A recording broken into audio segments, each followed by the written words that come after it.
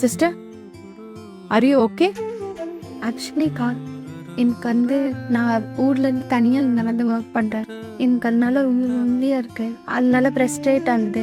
அதனால எனக்கு ரொம்ப பயமாகவும் இருக்கு. என்ன பண்ணுறீங்கன்னு தெரியும். நீங்க பைபிள் வாசிச்சிருக்கீங்களா? உங்ககிட்ட பைபிள் இருக்கா? ஓகே, நான் இந்த பைபிள் கொடுத்துறேன். ஸ்ருதி உங்களுக்கு ஒரு கிஃப்ட் கொடுப்பாங்க. நீங்கள் பைபிள் வச்சுக்கோங்க.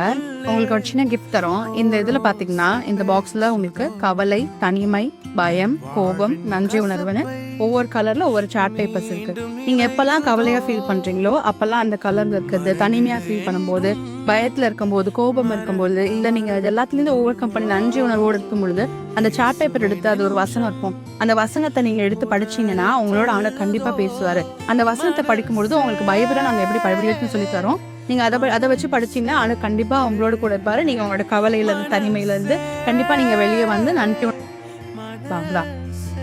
பண்ணலாமா?